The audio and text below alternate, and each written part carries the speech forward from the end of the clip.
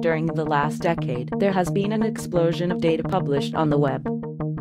Not necessarily textual content or media files, but structured or semi-structured data from various domains: finance, life sciences, demographics, and many more. Data.gov, the US government's open data portal, was created in 2009 with 47 datasets. It now holds more than 130,000 datasets. Its creators report that open data is fuel for innovators. According to a recent study, it has the potential to generate more than $3 trillion a year in additional value in numerous economic sectors. In the European Union, the situation is similar. Most governments have announced and implement plans for publishing open data. Organizations and science institutions participate also in this data publishing marathon. Moreover, a lot of this data, our linked data, the LOD cloud, has also been expanding these years.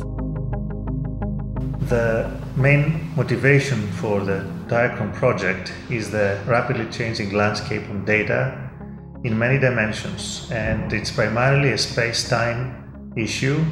Too much data refers to space, and rapidly changing data refers to time, and changing with respect to syntax and format, but also semantics. And all that is happening when the kinds of data that are now widely available is beyond simple objects, but goes to structured objects and also to linked objects. And in this environment, there are several needs that need to be addressed and challenges that need to be resolved. Such data needs to be preserved for various reasons: accountability, provenance, and historical memory. Such data needs to be accessible and findable after it's preserved for time travel queries or longitudinal queries, plus also pure historical queries, and needs to be of high quality.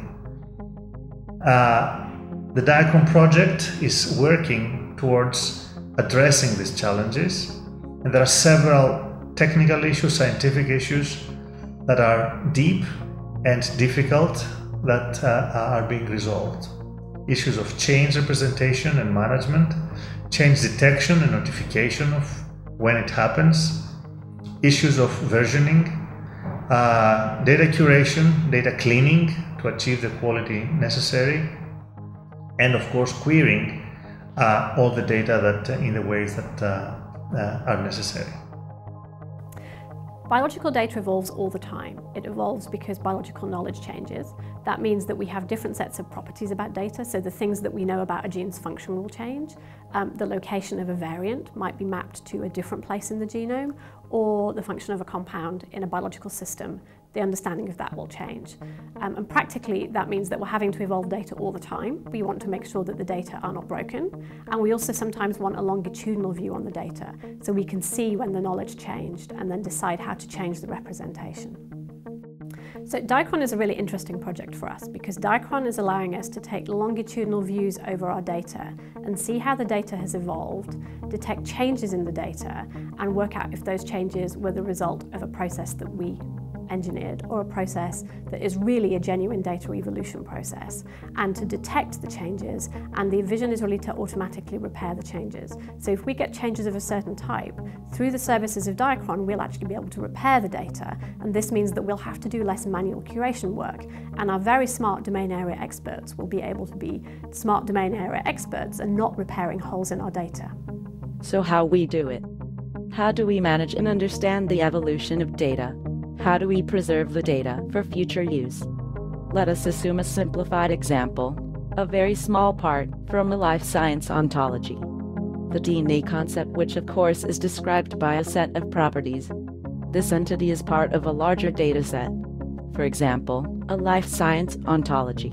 Naturally, this ontology is continuously edited by its authors, and as data entities evolve, a property might be added or deleted or edited. These changes are published as new versions of the ontology. The DIACHRON approach treats all versions of the dataset as equal by keeping them easily accessible and not stashed away in a locked storage system. The changes between them are also there. You can query the past versions of a dataset as you would with the current version, You can even query the complete timeline along with the changes. But DIACHRON is more than that. It provides tools for accessing the quality of the datasets under various aspects by calculating multiple metrics. Data mistakes and other anomalies can also be detected and repaired.